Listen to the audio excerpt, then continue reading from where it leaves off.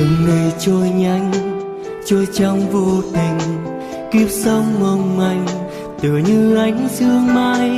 Biết là nơi đây cõi trần oan trái, chưa có gây thêm ngày tháng hận thù. Rồi thì qua đi đêm đen mịt mờ, để thay quanh ta hạnh phúc đến không xa. Nắm chặt bàn tay tìm đường đi mới, thoát lối si mê bước qua khổ đau. Ta nhìn người có khi đưa tiếng linh hồn, mà lòng buồn xót xa thương cho phận mình. Còn bao lâu đến ta thân ta xa trần, chẳng lẽ cùng khóc than nuối tiếc vậy sao? Ta tìm đường lính chân qua bên mê lành, đời còn nhiều đắng cay đau thương ngập tràn. Tìm về lại chính ta con tim chân thành, rồi ngày vui sẽ đến xóa tan muôn phiền.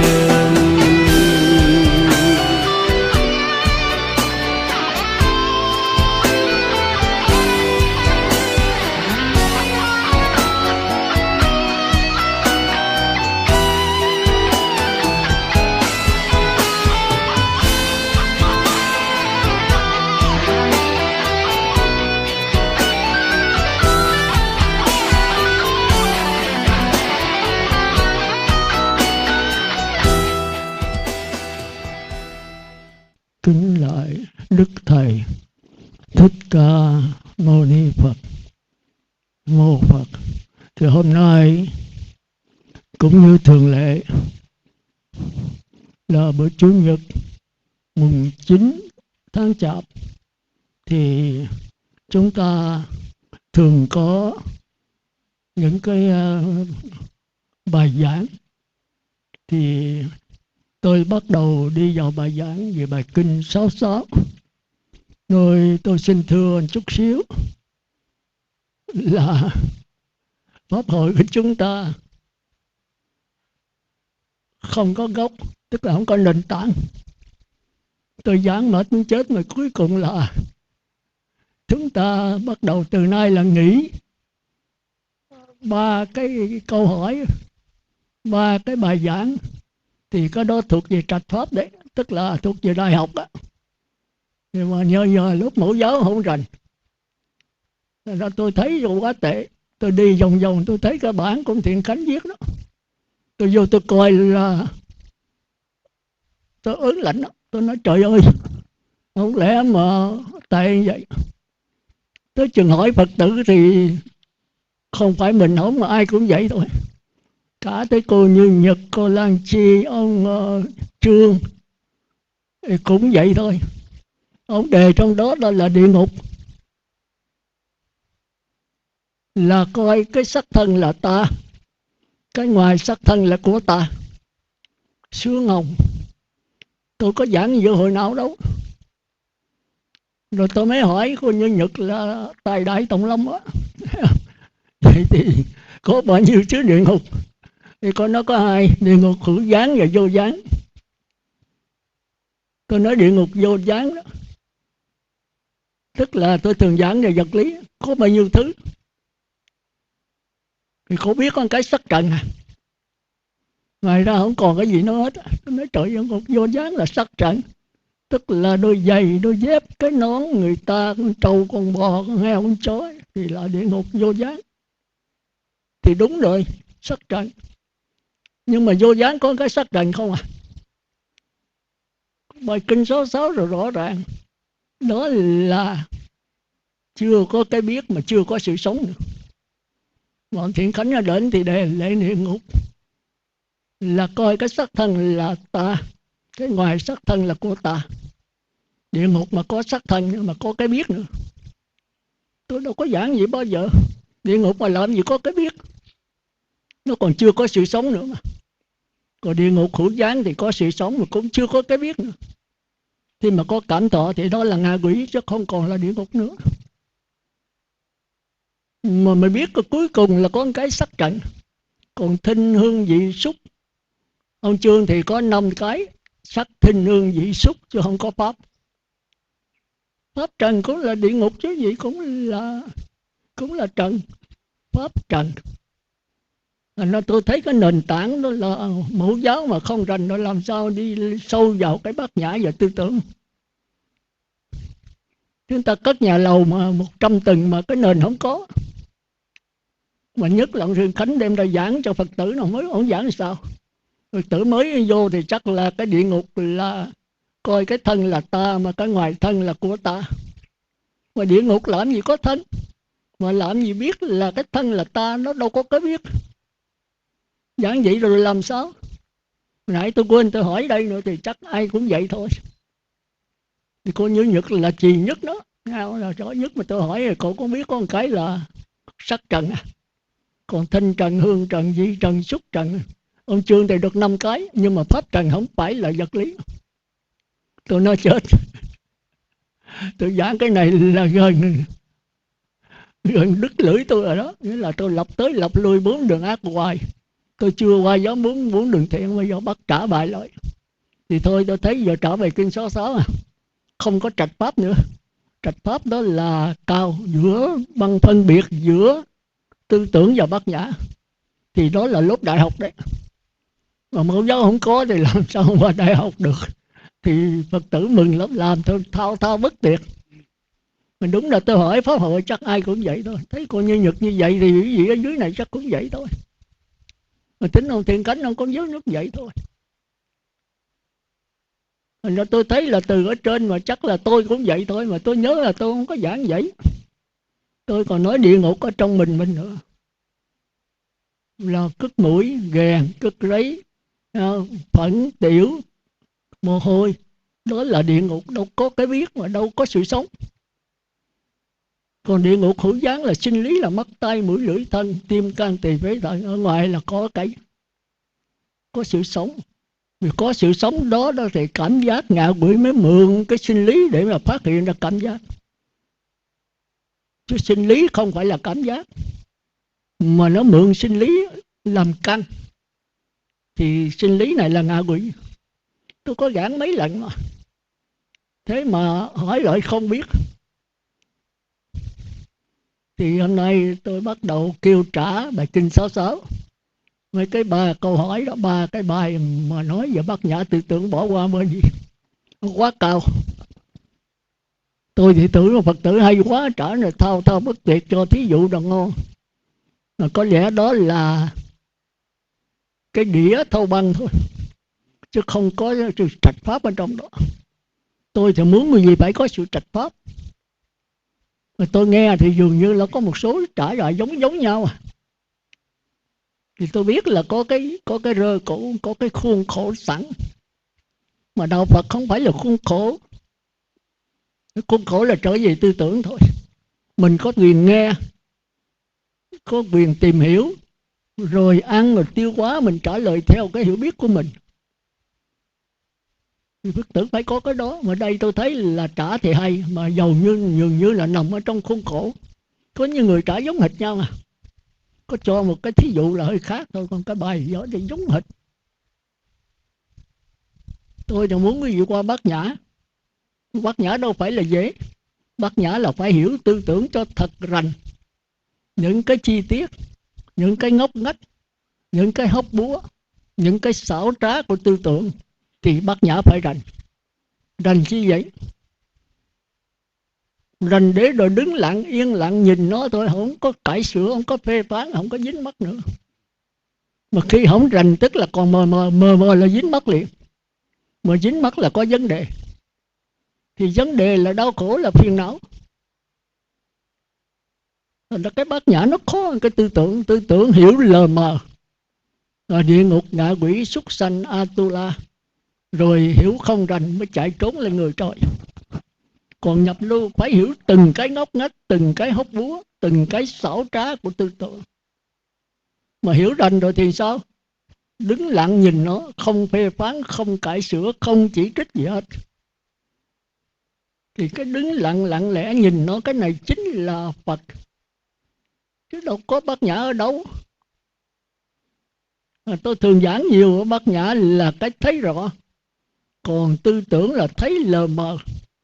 Lờ mờ đạo Phật thường kêu là vô minh, mà bốn đường ác đó cái vô minh, là con lão tử đó kêu là hỗn độn. Mà trên đạo Phật thì kêu là vô minh, là lờ mờ. Nó nhiều danh từ lắm. Rồi bây giờ mình không hiểu được là sắc pháp là gồm bao nhiêu thứ, rồi sinh lý là gồm có cái gì. Sinh lý trong thân mình là mắt, tai, mũi, lưỡi, thân, ốc. Nghĩa là có sự sống mà cũng chưa có cái biết. Rồi bắt đầu là sinh lý, duyên khởi với vật lý. Sinh lý là con mắt, duyên khởi với sắc trần. Thì bây giờ ngạ quỷ mới mượn cái sinh lý, chứ vật lý không có cái biết, mà mượn làm cái gì nó không có sự sống. Thì mới phát hiện được cái cảm giác lờ mờ của ngạ quỷ. Thì một vị nhập lưu phải rành cái này. Còn người trời thấy lờ mờ thôi, lờ mờ cho nên sợ chạy trốn, cải sửa lên khỏi người ra trời dục giới. Tôi giảng biết bao nhiêu lần rồi, bây giờ kêu hỏi lại thì không biết. Huyền Cảnh thì cho địa ngục là có cái biết. Nhận cái biết là ta, ngoài cái xác thân này đó là của ta.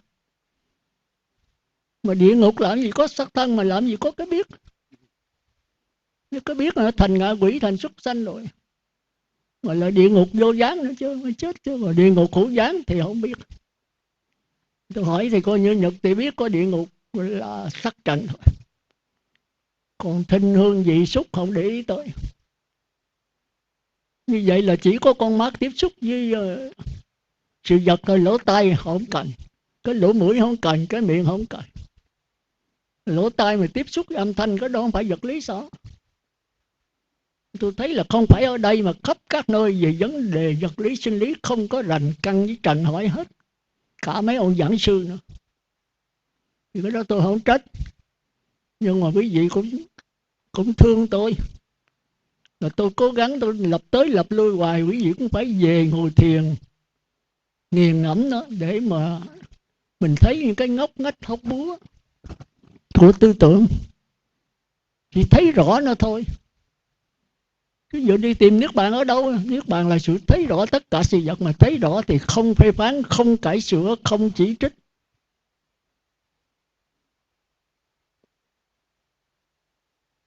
Còn bữa nay tôi bất ngờ tôi thấy thì có viết ở trển, tôi nói chắc mấy cô này cũng vậy thôi.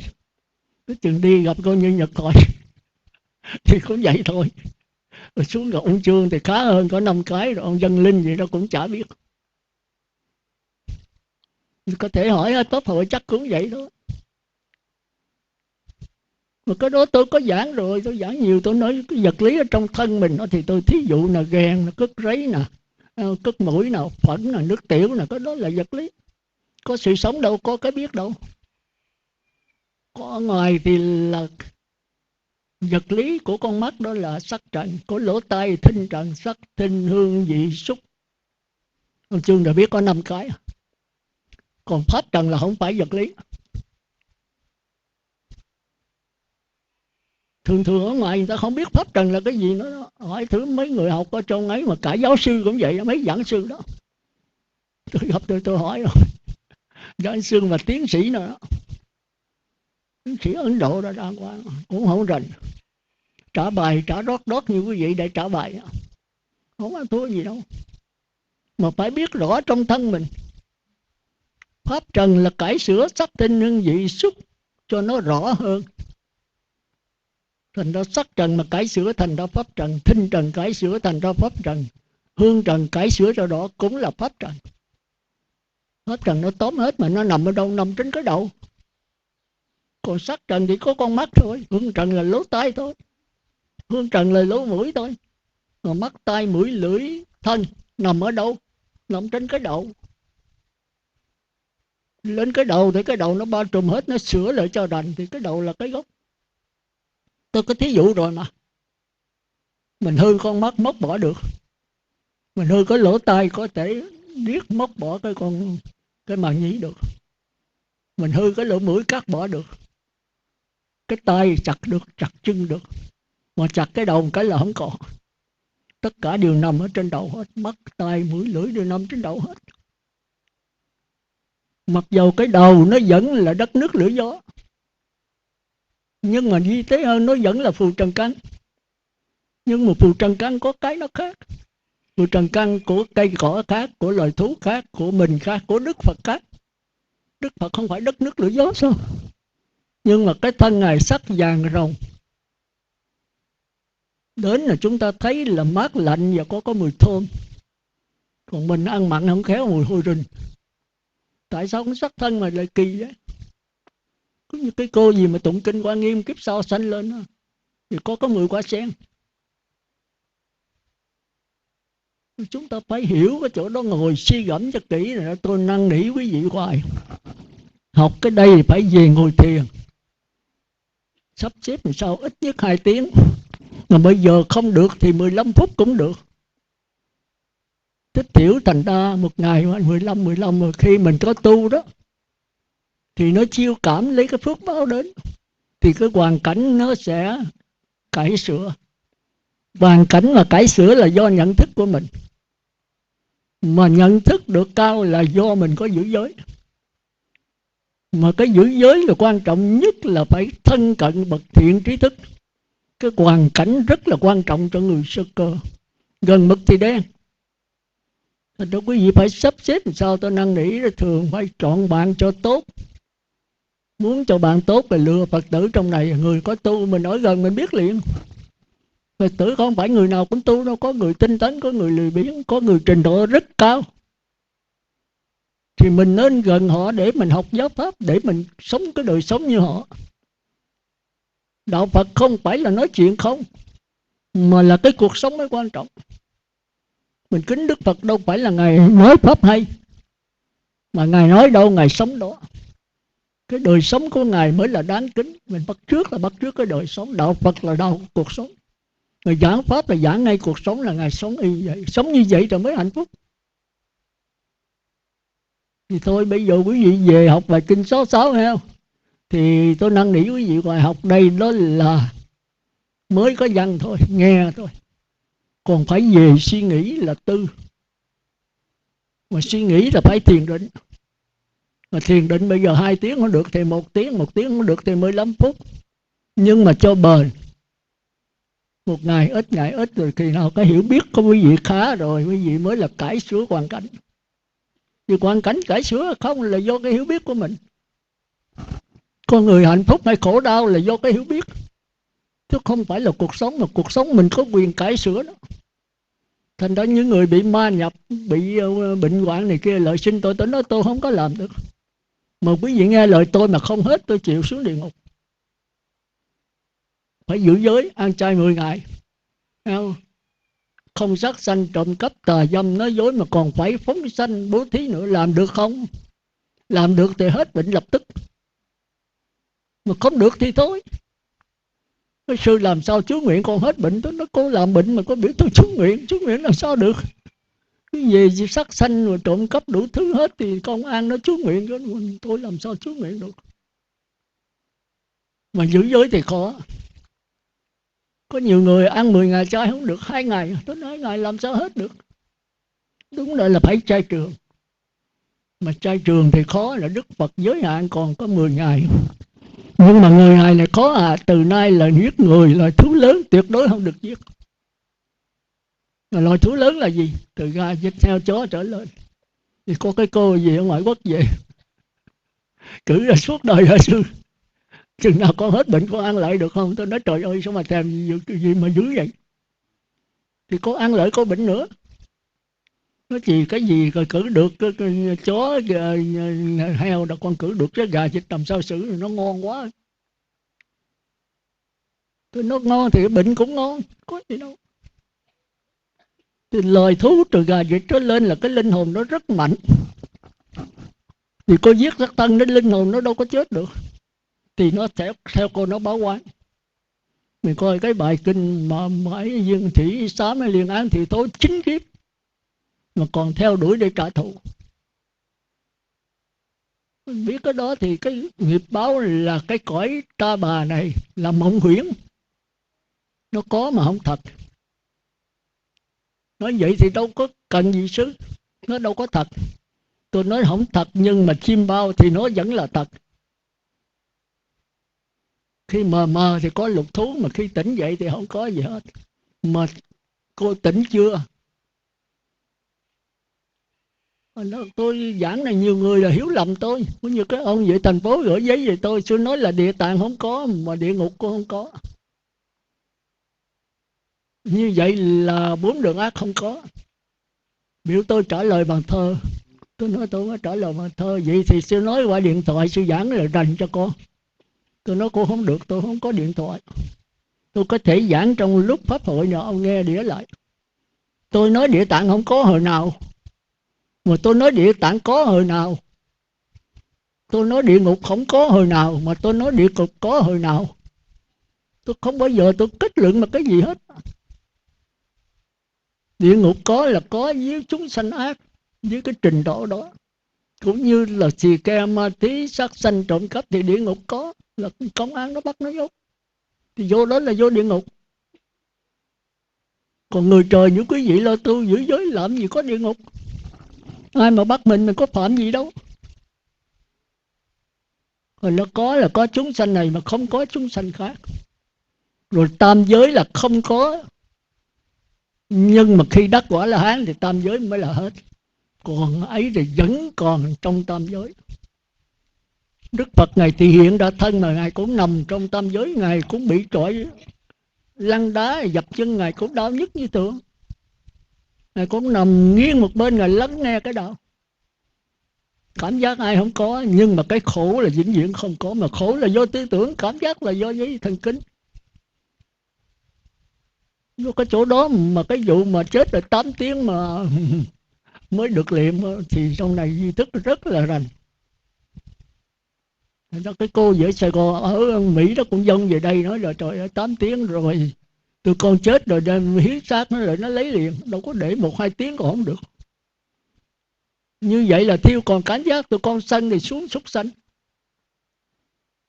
Tôi mới giảng cái cổ nghe bay từ bên Mỹ qua xuống Trà Vinh kiếm tôi mà không có, tôi đã lên tới Đà Lạt.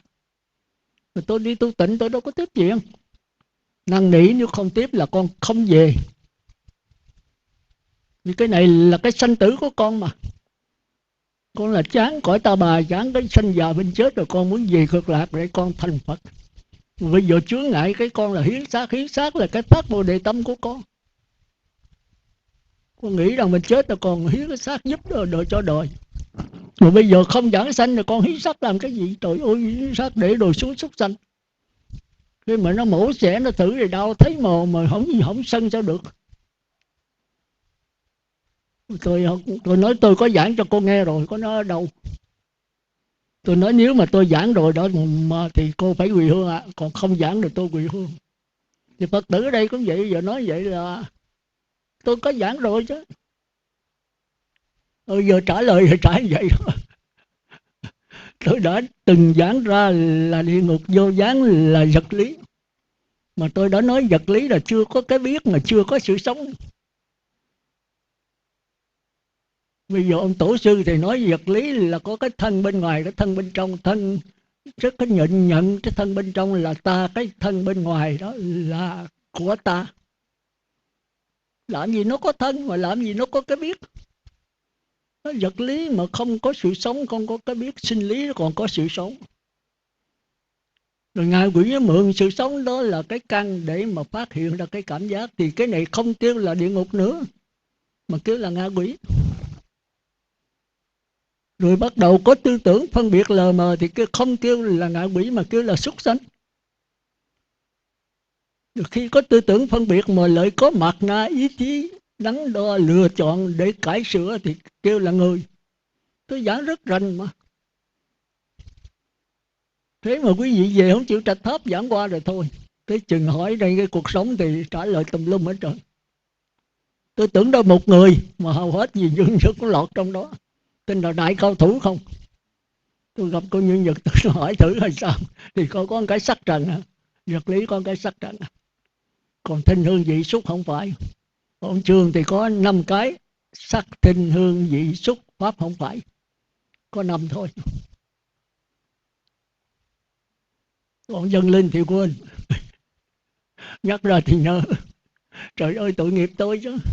Thương tôi thì phải cố gắng ngồi thiền, phải ọc ra rồi nghiền ngẫm, rồi trở thành là xương thịt máu mủ của mình, rồi phải nghiền ngẫm tới lui cho thấy thật rõ.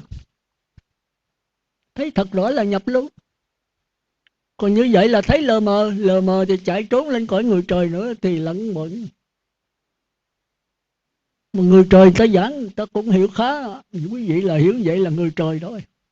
Thế lờ mờ nhật lý mà chỉ có sắc trần không, còn được cái là sắc thanh hương vị xúc, mà pháp trần không phải vật lý.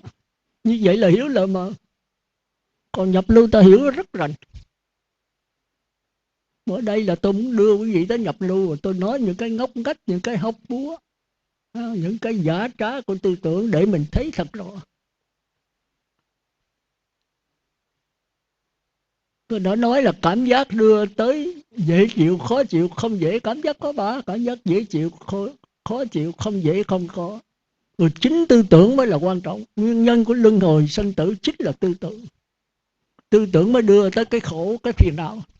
Tư tưởng là vấn đề, cảm giác đâu có vấn đề. Ai mà không có cảm giác, Đức Phật cũng có cảm giác. Ăn đói là Ngài cũng biết đói, ăn ngon Ngài cũng biết ngon. Nhưng mà không có tư tưởng là ăn ngon Ngài dính mặt, không có vụ đó. Còn mình thấy cái cảm giác dễ chịu của mình muốn giữ cho nó lâu, thì muốn giữ đây là tư tưởng, tìm cách để giữ cảm giác dễ chịu. Mà hãy giữ được thì tham, mà giữ không được thì sân. Rồi cảm giác khó chịu mình cách mình đẩy nó đi. Mà đẩy được thì tham, mà đẩy không được thì sân.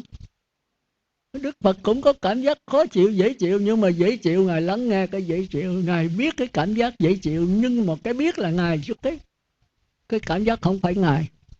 Nó từ cái biết này nó duyên khởi ra. Tôi giảng mấy chục lần thì Ngài cứ để y chang vậy. Ngài đâu có cần, Ngài đâu phải là cảm giác. Ngài biết là có cảm giác dễ chịu, thì cái biết mới là Ngài. Còn cái cảm giác là nó duyên khởi từ cái biết này ra. Nhưng mà thực chứng thì lâu. Nhưng mà hiểu cho nó rành vậy đi. Rồi nhồi tới nhồi lui hoài thì mình biết rõ cái ngóc ngách, cái hóc búa, cái xảo trá tư tưởng. Khi biết rõ như vậy rồi thì vô tình là qua nhập lưu. Chứ bây giờ tìm nhập lưu ở đâu bây giờ? Tìm ngay ở trong cái lạc thọ, khổ thọ, cái đau khổ này sẽ thấy có cái bồ đề niết bàn ngay trong đó. Thì thôi bây giờ chúng ta trở lại bài kinh 66. Rồi sau đó quý vị trả bài. Trả bài kinh 66 này thì ai cũng phải trả hết. Tôi không có lựa người nữa. Cái bài cái đầu tiên là dễ vô cùng. Thì có 6 chứng, thì trong đó có sẵn rồi. Cái thứ hai là trình bày 36 pháp. Vô duyên con mắt, vô duyên sắc trần có hiện nhãn thức, để người gọi ba pháp này xúc. Do xúc là tỏ, vô duyên tỏ là ái. Rồi dưới này bài trầu dọc là mắt, tai, mũi, lưỡi, thân, óc, sắc, thinh, hương, vị, xúc pháp. Đó là phần thứ hai. Rồi phần thứ ba là chứng minh 36 pháp này là vô ngã. Thì trong kinh cũng có sẵn. Chúng ta thấy sự duyên khởi của 36 pháp. Thì nói như 36 pháp này là có ngã không đúng, vì mình thấy rõ sự sinh diệt của nó. Nếu nói mà 36 pháp là có ngã thì chân ngã là sinh diệt, do đó không hợp lý. Thì nó có rõ, nói rất là vắn tắt, nhưng mà mình khi giải thích phải giải cho rành. Đó là phần thứ ba. Phần thứ tư là nếu ai nhận 36 pháp này là tập khởi. 36 pháp là ta, là của ta, tự ngã của ta, tập khởi thân kiến. Đoạn diệt thân kiến là thấy không phải ta, không phải của ta, không phải tự ngã. Chỗ này là chỗ lầm nhiều. Đoạn diệt là quán sát, rồi tổng hợp nó, rồi phân tích nó. Như vậy là pháp môn đối trị. Lặng lẽ thấy sự chuyển biến của 36 pháp. Vì cái lặng lẽ này chính là Phật. Còn bây giờ người trời thấy lờ mờ mới phân tích 36 pháp này. Nó là do duyên hợp lại. Thì cái này thế giới chu kỳ. Thì được, sợ nó quá mới chạy lên khỏi người trời nữa. Thì có người trời thấy không ổn thì chạy lên cõi trời dục sắc giới, rồi không ổn chạy lên cõi trời vô sắc. Còn khi mình quán sát kỹ như vậy rồi thì mình không chạy đâu hết á. Còn quán sát không kỹ, mình ở bốn đường ác thời gian cái mình dính mắt mình xuống bốn đường ác. Cũng như tôi bây giờ cho vô nhà thương điên, thời gian là tôi thành điên luôn. Còn nếu gì nhập lưu giờ bất lai a la hán, ta vô trong đó thì ta vẫn là a la hán, ta đâu có điên được. Ta vô để độ mấy người ở địa ngục. Thì quý vị đi coi nhà thương điên ở Biên Hòa thì mới thấy nó đâu có biết cái gì đâu, nó là vật lý sinh lý mà nó ăn cứt luôn, nó hiểu ra nó bóc nó ăn rồi nó nhét cho mấy người vô trong đó ở. Gặp tôi vậy thời gian chắc tôi thành địa ngục luôn, tôi cũng điên luôn. Chỉ có mấy Bồ Tát Thánh A La Hán trở lên thì mới có thể vào mà để người ta thấy nó rõ. Người ta có thể ăn cứt, có thể ăn sắt, có thể này kia, nhưng mà ta nhìn nó, cái nhìn nó khác. Ta tỉnh thức, ta ăn cách tự tại. Còn cái địa ngục thì nó ăn cái đó, nó cho đó là món ăn ngon của nó. Cũng như con dòi ở trong đống phận. Có hai người bạn tu, một người sanh lên cõi trời, người đó thì xuống thành con dòi. Có ông kia lên cõi trời mới dòm thấy, ông bạn kiếm hoài mới thấy ông nằm có trong dòi trên đống phận. Mới xuống kêu tên ông nói tôi. Sao anh ở trên đống phận? Anh nghe lời tôi niệm Phật đi để sanh về cõi trời. Nó tôi ông đi đi. Tôi ở trên đồ ăn ngon muốn chết mồ đây mà nói là cái gì đâu. Tôi không đi đâu, tôi ở trên đồ ăn đủ đồ ăn ngon hết, là cái phận nghĩa đó. Ông nằm trên đống phận, ông ăn 30 phận, ông thấy thích thú. Tôi thấy an lạc thích thú vô cùng. Anh nói là coi cõi nào, anh nói cõi nào thì kể anh. Tôi cứ ở cõi này đủ vật chất cho tôi ăn. Tôi hưởng thọ khoái lạc. Đầu hàng thôi. Thành nó cõi này cũng có người vậy đó. Có người mà ở bốn đường ác, nhậu nhẹt say sưa mà nói họ sai, họ không chịu á. Tôi rất là làm hứng thú ở trong cõi đầu, uống rượu vô là tất cả con mây có đâu biết vậy đâu. Thành là cái ông Tản Đà vậy đó, say sưa nghĩ cũng muốn chừa nhưng tỉnh lại hai ưa nên ngồi không chừa được rồi ra cũng chẳng chừa. Nó thích thú quá mà. Đất sai đất cũng lăn quay, mà trời sai mặt cũng đỏ gai, ai cười. Tôi sai mặt trời cũng sai. Mà chữa cho cái ngu si của mình thì chịu thôi, tại cái trình độ họ như vậy. Thành ra giờ trở lại mình phải biết cái trình độ của mẫu giáo. Chi vậy? Để đừng dính mắt nó. Còn quý vị lờ mờ quý vị giọt lên khỏi người trời, quý vị trả bài thao thao bất tuyệt. Mà là cái máy thâu băng. Quý vị trả lời cái bằng đó trả lời. Nhưng mà trở nợ quý thần thôi. Có người còn không thuộc nữa, đem tờ giấy ra đọc. Mà đọc cà trặc cà vuột rồi rặn ra từ chữ, tức là không có coi trước. Chết rồi, đi học Pháp mà để như vậy là chết rồi. Mình không có gì sự sanh tử mà nghe Pháp. Mà vì cái ngã, cái ta của mình để mà cho người ta biết rằng mình ngon lắm.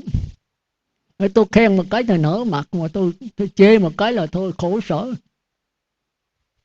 Cứ sợ ngoài, sợ tôi mà không sợ mình. Cái đáng sợ nhất đó chính là ta. Cái gì đó, cái đó thì ai cũng nói được, nhưng mà làm thì không làm được. Tôi chê một chút là cái vị khổ, rồi tôi khen cái nở mặt bằng cái nia. Chúng ta phải biết sống trở về mình, tôi đã nói rồi. Trong thân mình có đủ địa ngục ngạ quỷ súc sanh, và có đủ người trời, có đủ niết bàn là Phật cũng ngay trong xác thân này. Chỉ đổi cái nhận thức thôi. Mà nhận thức mà không chịu đổi. Tôi trả bài rót ngay sư khen cái ngon à, cái đó là tôi, là của tôi biết vậy là tôi hơn Phật tử khác rồi. Sao mình nó hơn mình?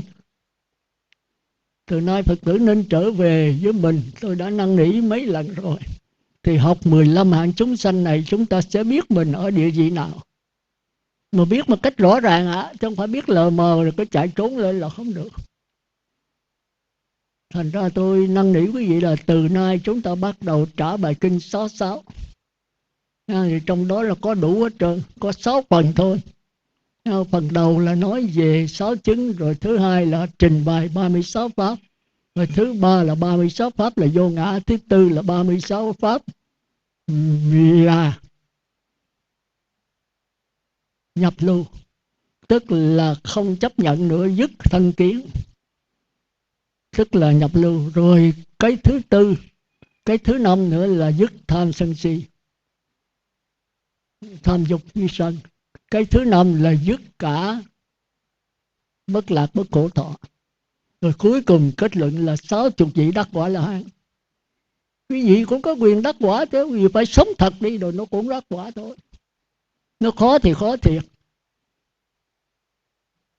Cái núi thì nó cao, nhưng mà ý chí mình cao hơn núi thì cái gì không làm được. Thì quý vị cố gắng là cái bài này là tôi thấy bài kinh 66 người nào cũng phải trả hết, nghĩa là không có lựa chọn. Tới câu thứ hai là tôi lựa giải thích về 6 thức, 6 xúc, 6 thọ, 6 ái nó khác nhau thế nào, và cho thí dụ nhãn thức, rồi nhĩ thức, tỷ thức, thiệt thức, tới 6 cái. Thì cái này là một số đặc biệt mới trả thôi, còn lơ mơ là chỉ nghe qua rồi sau hãy trả sao. Thì cái bài kinh 66 này khẳng những Phật tử mà tôi kêu cả quý sư nữa, sư nào cũng vậy, từ tỳ kheo cho tới sa di tới tập sự, nó là cái nền tảng, cái sanh tử của mình. Còn qua câu hỏi thứ nhất là nói về nhận xúc, nhận thức tội thì tôi không dám kêu đâu, cái này thì có ạ. Còn cái trả này thì dễ dàng thôi, mà Phật tử nào cũng phải nằm lòng. Thì nó là 15 hạng chúng sanh nằm trong đó, 15 hạng chúng sanh chúng ta phải nằm lòng. Vì nó là con đường sanh tử của mình. Vô đây nghe Pháp là vì sự sanh tử mà nghe Pháp, chứ không phải khoe cái danh của mình. Tôi ra giảng sư tôi dạy cho cả đống, mà cuối cùng cái nền tảng tôi không biết. Thì thôi bây giờ chúng ta lật cái bài kinh 66 ra, tôi giảng theo đó, rồi sau đó chúng ta trả bài. Thì quý vị lật cái bài kinh 66 ha, tôi giảng sơ, rồi quý vị trả bài theo cái bài kinh này. Phần dẫn nhập có 6 chứng thì chúng ta biết rồi. Một là vào một thở nọ, tức là thời gian. Tại tỉnh xá cấp cô độc rừng cây đà, thành xá vệ là không gian. Đức Thế Tôn giảng là người giảng. 1250 vị tỳ kheo nghe là giảng cho ai, và giảng cái gì, là bài giảng là kinh 66. Nội dung là giải thoát sơ thiện, hậu thiện, trung thiện, hậu thiện, phạm hạnh hoàn toàn viên mãn thanh tịnh. Tức là cái kinh nào của Đức Phật cũng đưa tới là giải thoát, tức là A-la-hán và Như Lai thôi. Thì cái này cũng vậy thôi. Phần thứ hai là trình bày kinh 66. Thì cái câu đầu là khó đó. Có 6 căn, 6 trần, 6 thức, 6 xúc, 6 thọ, 6 ái. Còn đi xuống đó 6 căn là mắt, tai, mũi, lưỡi, thân và ốc. Rồi 6 trần là sắc, thinh, hương, vị, xúc, pháp. 6 thức là nhãn thức, nhị thức. 6 xúc là cũng nhãn xúc, nhị xúc, tỷ xúc. 6 thọ, 6 ái cũng vậy. Thì quý vị phải trả theo chiều dọc và chiều ngang. Không có cầm giấy nha, trả tuột lòng á, ra ngoài đây trả. Bất cứ người nào cũng trả được hết đó. Đây là không có lựa nữa.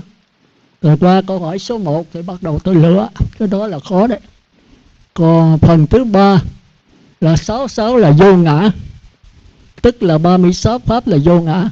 Nếu nói 36 pháp là tự ngã, tức là chân ngã đấy, nước bạn đấy, không hợp lý. Sự sanh và diệt của 36 pháp được thấy.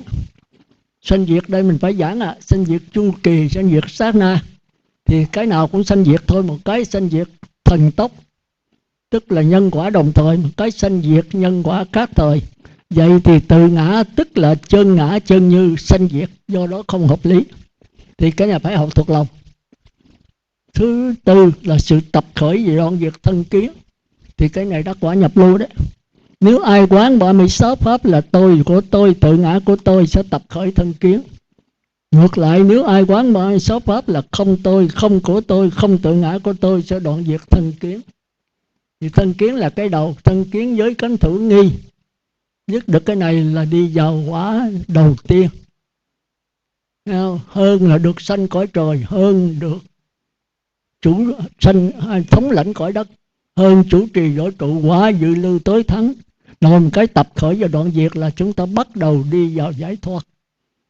Đầu tiên cũng là giải thoát cuối cùng. Tôi có giảng nhiều lần rồi. Cái thứ năm là sự tập khởi và đoạn tận tham sân si. Khi mà dứt thân kiến rồi thì có cái nhìn trực giác, tức là cái nhìn giải thoát. Từ đây là chúng ta đi vào cảm giác. Cái kia là xác thân, tới cảm giác, tới tư tưởng. Cảm giác là nhất vãng lai, bất lai. Tư tưởng là A-la-hán. Có nhiêu đó thôi. Thành ra do duyên 6 nội xứ, do duyên 6 ngoại xứ, phát khởi 6 thân thức. Điểm gặp gỡ có 3 pháp này là xúc. Do duyên xúc là thọ, do duyên thọ là ái. Thọ có 3: thọ lạc, thọ khổ, thọ bất lạc, bất khổ. Sự tập khởi tham sân si, nếu ai cảm xúc với lạc thọ mà quan hỷ, tán tán, trú ở ái trước, thì tham tùy miên sẽ tùy tăng. Nếu ai cảm xúc với khổ thọ mà sầu muộn, than gian, than khóc, đập ngực, rơi vào bất tỉnh, thì sân tùy miên sẽ tùy tăng. Quý vị phải học thuộc cái này, thấy không? Đằng sau này quý vị trả bài, quý vị thấy nó có thứ lớp trong đó. Còn quý vị tu cũng có thứ lớp, nhập lưu rồi qua nhất vãng lai, bất lai. Nếu ai cảm xúc với bất lạc, với khổ thọ mà không như thật biết sự tập khởi, sự đoạn diệt, vị ngọt, sự nguy hiểm và sự xuất ly ra khỏi các cảm thọ ấy, thì vô minh tùy miên sẽ tùy tăng. Cái này là qua tới A-la-hán đấy. Tới phần thứ 5, đoạn diệt tham sân si, cũng ba cái cảm thọ đó thôi. Nếu ai cảm xúc lạc thọ mà không quan hỷ, không tán thán, không trú ở, không ái trước, thì tham tùy miên, không tùy tăng. Thì cái này có 2 cái. Một cái của tư tưởng và cái của bát nhã.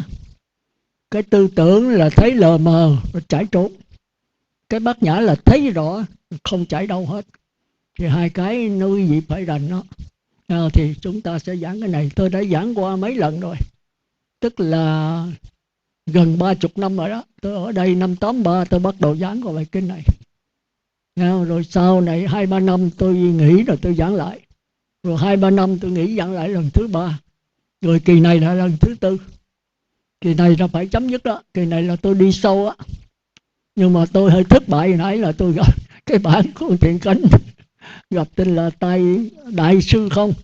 Rồi gặp cho Như Nhật. Rồi gặp ông Trương nữa xuống này tôi nói trời vậy là chết tôi. Cái này là tôi giảng tới giảng lui rồi. Tôi muốn qua cái nhất vãng lai bất lai mà giờ cái nhập lưu cũng chưa xong. 4 đường ác cũng chưa xong. Giữa cái lờ mờ và cái sáng tỏ quý vị cũng làm chưa xong. Thì bởi vậy là 3 cái bài giảng mà trạch pháp giữa tư tưởng và bát nhã nó thuộc về đại học cả. Mình phải có một cái nhìn thấy rõ, bởi vì trả bài rất hay. Mà tôi không ngờ là cái đĩa thâu băng. Tôi còn không có cái sự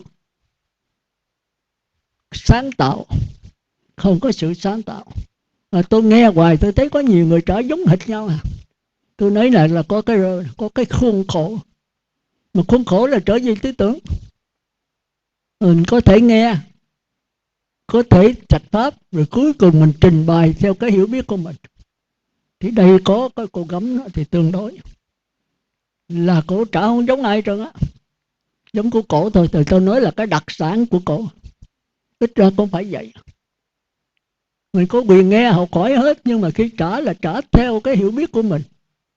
Cũng vậy trong kinh này, như tôi quý sư trách tôi hoài, mà thượng đầy tôi hoài. Sư nói sư sửa kinh hết. Tôi nói là tôi nói trong cuộc sống làm sao cho sáng tỏ thôi. Còn kinh hay không kinh đối với tôi không thành vấn đề. Thành ra tôi mà qua bên Tích Lan giảng là bị đuổi xuống liền. Muốn giảng cái gì phải lấy lời Phật rồi mới bắt đầu giảng. Còn giảng mà không có Phật, không có gì theo cái hiểu biết của mình. Cũng trong kinh, nhưng mà tôi giảng theo cái hiểu biết của tôi. Tôi không nhớ kinh. Cũng coi kinh qua rồi tôi có sáng tạo, tôi giảng theo cái hiểu biết của tôi. Nhưng mà nó rất là sáng tỏ. Bởi vì Đức Phật giảng kinh là cái gì? Kinh là cuộc sống. Cuộc sống là niết bàn. Nếu mình hiểu cuộc sống này cho rành thì mình là Phật. Còn hiểu lờ mờ thì mình thành địa ngục hoặc người trời mà cãi sửa hoài. Khi hiểu biết rồi là mình không cãi sửa, không có chỉ trích, không phê phán, không có thêm, không bớt, không chạy trốn, mà có cứ đứng nhìn mọi sự vật như là mọi sự vật. Tôi thấy Phật tử trả cái đó rất hay đó. Tôi tưởng là chắc quý vị làm được. Nhìn mọi sự vật biến chuyển như là mọi sự vật. Đừng phê phán, đừng chỉ trích, đừng chạy trốn, đừng xen vào. Phật tử nói rất hay. Mà hay quá thành ra dở. Không có cái thực chứng. Thành ra vậy tôi phải trở lại mẫu giáo. Tức là quý vị phải trả cái này. Rồi quý vị phải trạch pháp. Có thể trao đổi với quý vị trên mình. Nhưng mà khi làm là phải tự mình làm. Thành ra cái câu đầu là khó nhất. Cho thí dụ và nhãn thức, nhãn xúc, nhãn thọ, nhãn ái. Rồi thí dụ về nhĩ thức, nhĩ xúc, nhĩ thọ, nhĩ ái. Rồi tỷ thức, tỷ thọ, tỷ ái. Tới 6 cái đó. Nhãn, nhĩ, tỷ, thiệt, thân. Rồi tới ý. Ý nó cũng là vật lý thôi, thấy không? Thì quý vị phải mỗi người làm lấy, cho không có bắt trước cái thí dụ của ai hết đó. Cuộc sống mình hàng tỷ tỷ thí dụ, nó bắt trước là đâu được. Ví dụ quý vị coi cái quyển Na Tiên Tỳ Kheo ở vua Mi Đăng Đà, ông vua ông hỏi độc đáo đó: bạch đại đức cho thí dụ. Đại đức cho thêm cái thí dụ số 2, đại đức cho thêm thí dụ thứ 3, đại đức cho thêm thí dụ thứ 4. Nhưng mà thí dụ vậy là rành rồi. Còn quý vị ăn cấp cái thí dụ người ta cái trang vậy, cuộc đời không lẽ có một cái cuộc sống đó sao? Nó vô vàng, thấy không? Thành ra đoạn diệt tham sân si. Nếu ai cảm xúc với lạc thọ mà không quan hỷ, không tán thán, không trú ở, không ái trước, thì tam tỳ miên không tỳ tăng. Mà tam tỳ miên không tỳ tăng thì đắc quả nhất dẫn lai và bất lai. Rồi nếu ai cảm xúc với khổ thọ mà không sầu muộn, không than gian, không than khóc, không đập ngực rơi vào bất tỉnh, thì sân tỳ miên không tỳ tăng. Thì tham sân nó đi liền với nhau. Nhưng mà nên nhớ, chúng ta phải học cái 5 truyền cái, tôi cũng giảng rồi, và học cái tứ thiền, thì cái sân nó dễ trừ hơn cái tham. Tới bất lai đó, tới tam thiền thì cái sân hết rồi, nhưng mà cái tham còn tham tứ thiền. Nhưng mà tới bất lai thì không có cảm thọ nữa. Tới tứ thiền là sống hoàn toàn tư tưởng, nhưng mà còn thích tứ thiền là còn kẹt vào cái tham. Nhưng mà tứ thiền thì không có cảm giác. Thành ra cái sân là chấm dứt. Sân là do cảm giác, còn cái tham là do tư tưởng. Thành ra quý vị có thể có cảm giác mà không có tư tưởng, thì cái này là quý vị bắt đầu qua thánh quả. Mà không được. Thường cảm giác là đi với tư tưởng. Để tôi đau nhất quá thì cái tư tưởng bắt đầu nổi lên. Cái cảm giác đau là tôi, là của tôi, là tự ngã của tôi. Còn nếu mà lắng nghe cái cảm giác đau này, thì cái lắng nghe là biết có cảm giác đau, nhưng mà cái biết không phải là đau, không phải tôi, không phải tự, thì bắt đầu ngay là thánh quả. Nhưng mà làm được hay không còn lâu. Thì cái đó chúng ta phải qua tam thiền là tứ thiền. Quý vị muốn nhận được cái bất tử, ít nhất quý vị phải qua nhị thiền, thì có thiện trí thức quý vị sẽ lắng nghe được. Còn không đừng trông mong. Mà nhị thiền là cái gì? Niệm Phật khỏi đếm, niệm Phật đếm từ 1 tới 10, niệm Phật khỏi đếm là còn chưa có làm gì được hết. Tức là tôi giảng cái sơ thiền rất rành, phân nửa bên trong, phân nửa bên ngoài. Khi mà niệm Phật đếm từ 1 tới 10 mà nghĩ tới niệm Phật thì đó là bên trong. Khi nó phóng ra là nó trở về cõi dục ở xác thân bên ngoài, rồi phải kéo trở về, thì cái này là còn tạp niệm. Thế mà ông Thiền Khách giảng cũng không rành cái chỗ này. Ông giảng cái sơ thiền sau đó, tôi coi tôi nói trời ơi, giảng như vậy là chết rồi. Hôm trước mấy kia ông trình bày rất sáng tỏ, nhưng mà đi vô chi tiết thì là kẹt. Nó khó, không phải dễ đâu. Rồi thì quý vị coi ha, cái bản ở dưới cỏ tôi coi, tôi lắc đầu rồi nói trời ơi, ông giảng hay quá, giờ vô tới sâu rồi ông lại tùm lum hết trơn. Một cái thứ C, nếu ai cảm xúc bất lạc bất khổ thọ, cái này là khó đó. Bất lạc bất khổ thọ thuộc về tứ thiền, chứ tam thiền chưa có bất lạc. Bất lạc đây là tôi nói bất lạc là cái cảm giác bất lạc. Có bất lạc mà cái địa ngục nó khác, có bất lạc người trời nó khác nữa à. Cái bất lạc bất khổ thọ là cả một cái vấn đề, nó thuộc về vô minh.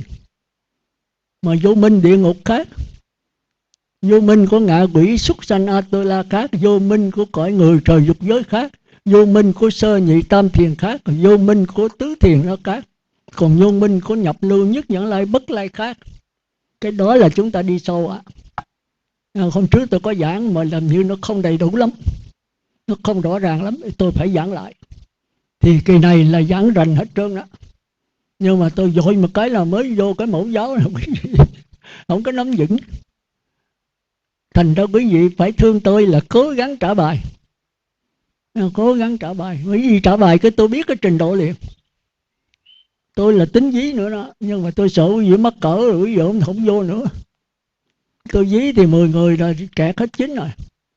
Nhưng mà có dí quý vị mới đi vào sâu được. Trả tôi thấy nhiều chỗ trật mà tôi không dám nói. Có gặp riêng tôi đó thì tôi dí nó thì sáng tỏ. Nhưng mà vậy tôi làm sao có sức khỏe.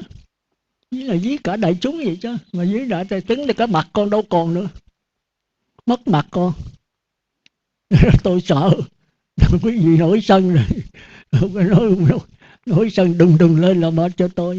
Rồi tôi để vậy tôi không dám hỏi. Khi nào gặp riêng đó tôi mới hỏi. Gặp riêng thì tôi gặp một vài người giỏi thôi.